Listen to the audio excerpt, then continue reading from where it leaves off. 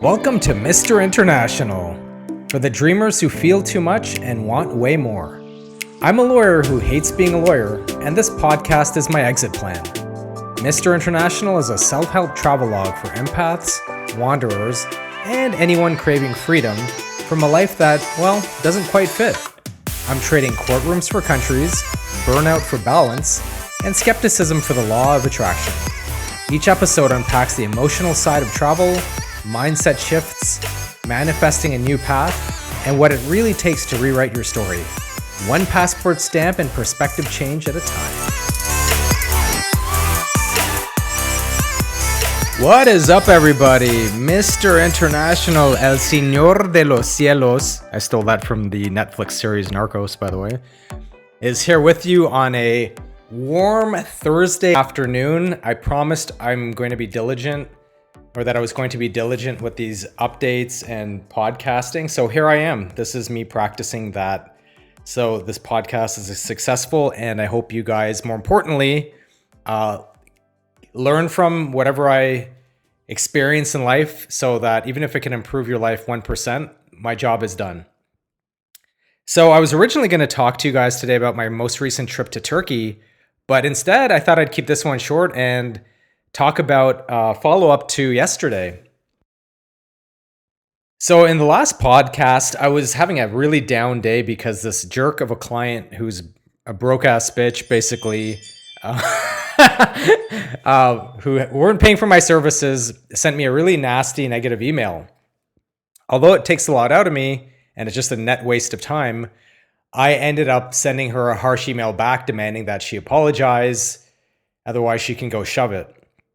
Now, it's so sad that the earth is like that, where people behave like that and take shit out on the people that help them. But it's not uncommon that you'll find the people that you can be nicest to and the people that you help the most often can be the ones that take advantage of you too and test your limits. That's why often we say we hurt the ones we love the most. I think because there's like this feeling that they'll always forgive us. However, what's funny is, as an attorney, one thing that's made me very successful with getting clients and things like that is people end up feeling a little bit too comfortable with me, to the point that if they've had a bad day, occasionally they can lash out at me. Now, I don't have this problem as much now as I did earlier in my career, where, you know, they would do an emotional drive-by on me and I didn't know how to handle it because I'd be so confused and baffled as to, like, wait, why is this person coming at me when I've bent over backwards for them? So to follow up from yesterday, what happened is I sent my response back to this lady, putting her in her place. And just like any bully, guess what they did?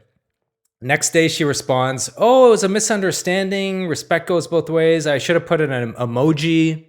And she inserted the stupid, like, laughing out loud kind of emoji. She's like, "I should have put an emoji next to writing W2TH, which means what the hell."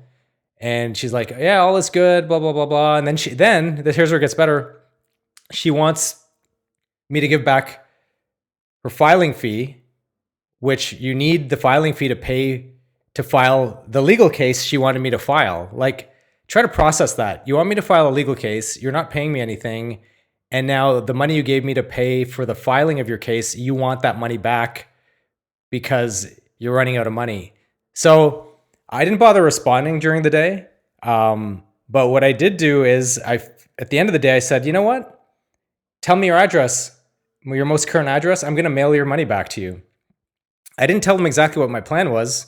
It was simply, yeah, I'm going to mail your money back. But what I'm also going to mail back is your whole file. And you can go find somebody else to harass since you don't respect me. Now, the reason I'm telling you this story is because all these people march to the beat of the same drum. That's not the first client I've had so many clients that behave like this. Thank God fewer now, because as my energy has changed, so has me attracting idiots like this into my peripheral vision and my orbit.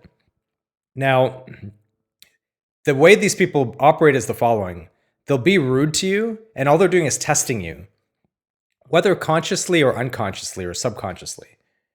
And when you clap back, they always, And they always apologize. Sorry, I had to raise my voice on that one. I've never had them not apologize. I had another guy recently who is a personal injury case, and for whatever reason, he sends me this, even though we've bent over backwards for the dude, he sends this mad email that we're not doing something for his medical bills and this and that, even though we had told him exactly how this works and what he's supposed to do, which is submit his medical bills to his insurance carrier, his health insurance.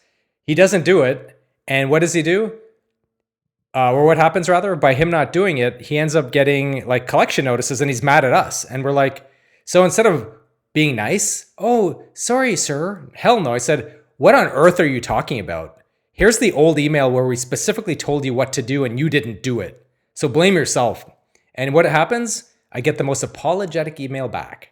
Now, in instances where I was nice to these people under the incorrect guise of the customer is always right, I don't abide by that anymore, by the way, especially as a lawyer, because the customer isn't always right. The customer is not a lawyer.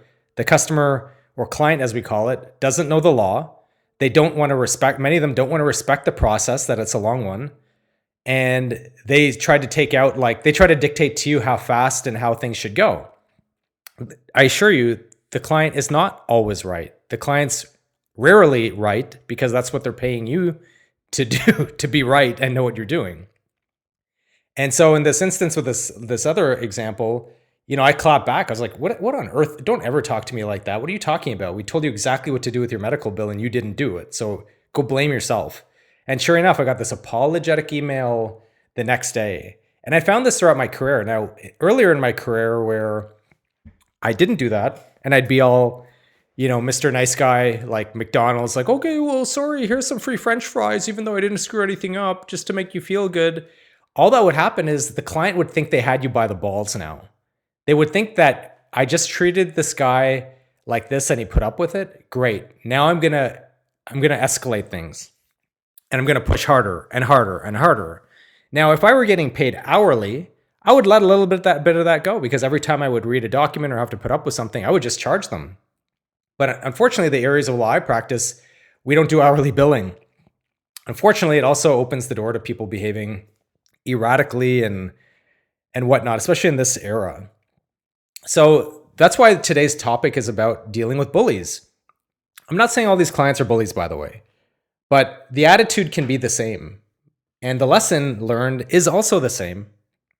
And that lesson is, when you're confronted with somebody that's being unreasonable or rude or mean to you, I know it's the hardest thing in the world to do, but you have to strike back. It sucks. It sucks. I do understand that it's an energy drain, but if it's a relationship that's going to be ongoing, whether it's client or friend or whatever, you have to stand up for yourself, because if it's somebody on the street, some asshole at a store that's rude to you, I get it. Turn a blind eye, move on. It's not worth it. You have to pick and choose your battles. But when you're stuck in situations where it's somebody you're going to have to deal with, maybe a coworker, whatever, whomever, it's important that you set your boundaries. And with bullies, their brains are kind of all wired the same way, which is they try to go after the low-hanging fruit, right? So if you look at the stereotypical example of, say, a bully that is in high school, that middle school, that pushes around the scrawny kid that, I don't know, is gothic and one of these goth people that wears black nail polish and is probably a computer genius that'll be a billionaire in 10 years. You'll always notice the bully is never bullying the bigger guy. The bully's always going after whoever appears to be the easiest to get away with it. But like clockwork, when the bullied person is getting beaten up and then finally one day stands up for himself or herself, almost like clockwork, the bullies go away. They evaporate because they realize they can't put up with getting it dished back out to them.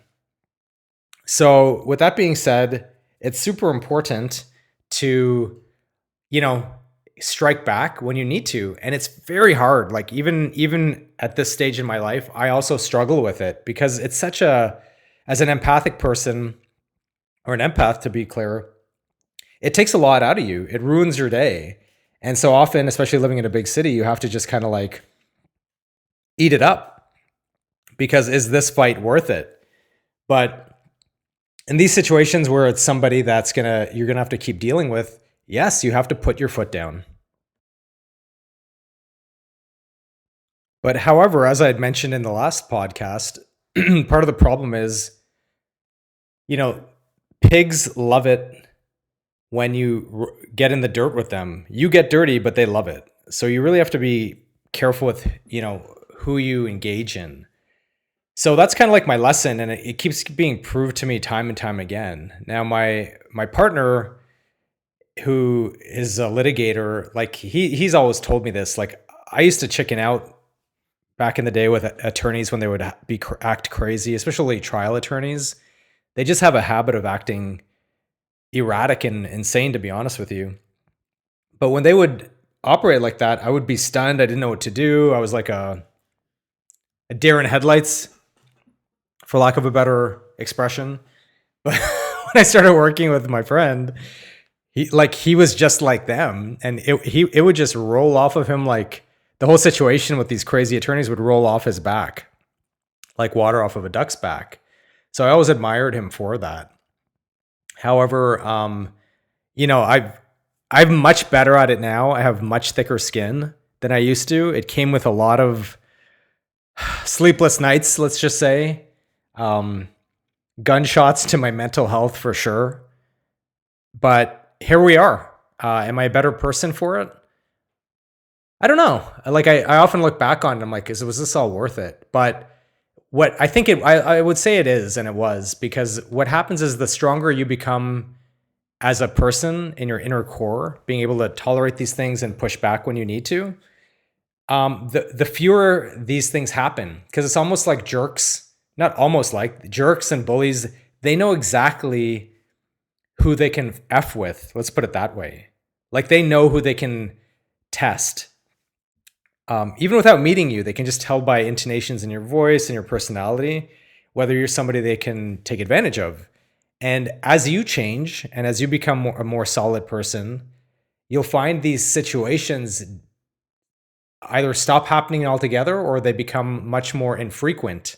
And I've certainly found that in my life. When I was much younger, people would mess with me all the time, not in a bullying way, but if they felt like being rude to me, they would.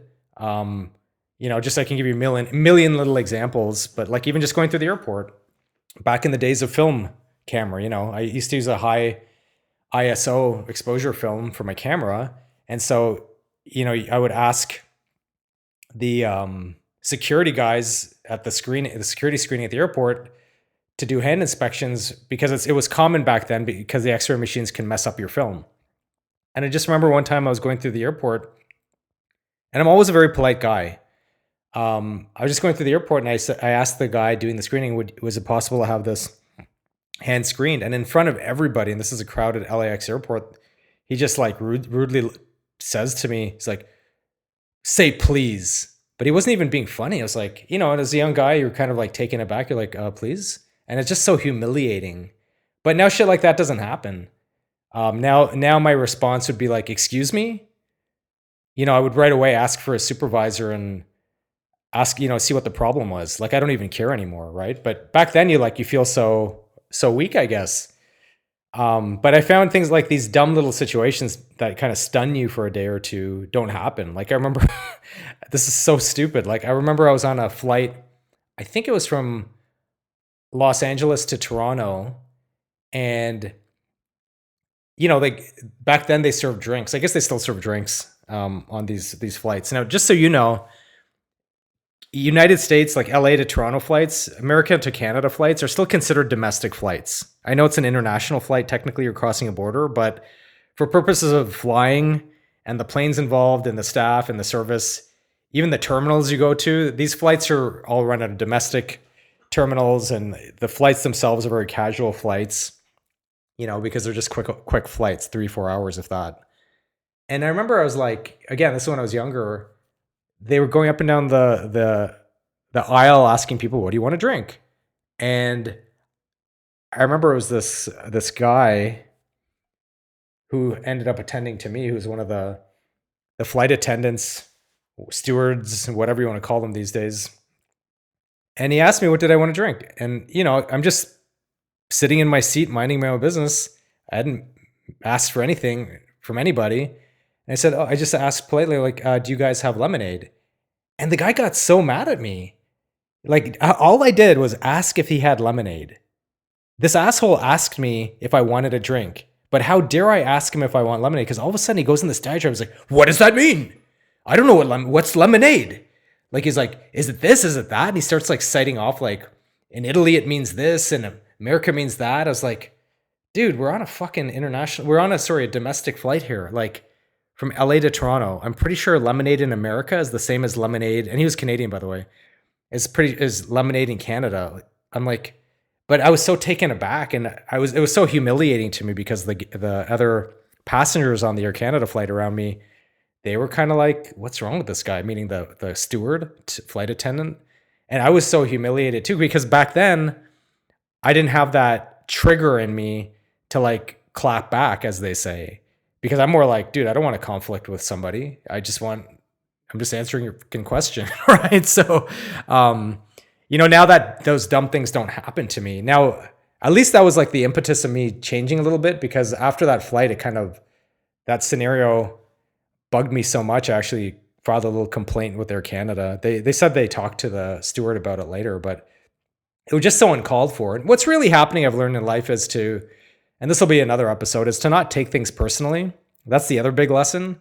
90% of the time, the person's had a bad day, and because they sense your energy's wide open, they take out on you whatever bullshit they're going on or they're going through in their personal life.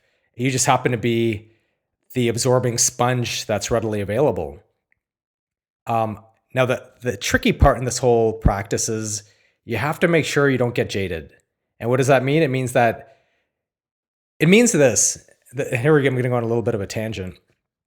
Part of the problem here is you don't want to become so jaded that you naturally become this overreactive, responsive person that is just walking around ready to get in a fight, ready to snap. For me, even to this day, when I get caught off guard with somebody that's rude or whatever, which now is very little, if ever. Now I'm actually, when I don't respond, I don't kick myself as much as I used to. I don't tell myself afterwards, fuck, why didn't I say this? Why didn't I respond like that? Nowadays, what I do is I first say, you know what? I'm so glad, despite all the bullshit I've gone through in life, I still haven't turned into somebody that's like this hothead guy waiting to burst. And so pat yourself on the back, but also make sure when you are becoming a lot more, how shall we say, strong on the inside, make sure it doesn't jade you to become a negative person either, because that's a totally, then you're letting the world ruin you as a person and all the beauty that you have inside of you. So anyways, that's what I wanted to say today. And yeah, unfortunately, I did not get to talk to you about Turkey, but I thought this was more important. So I hope this podcast finds you well. I do plan to update it with a new episode every day, if not every couple of days. That's my goal. Like I said, even when I'm traveling, I'm going to do my best to do that. So thank you for listening to me. I really appreciate it. And feel free to subscribe so that you get regular updates, and it helps me and motivates me to keep going because I know somebody's out there listening. All right, take it easy.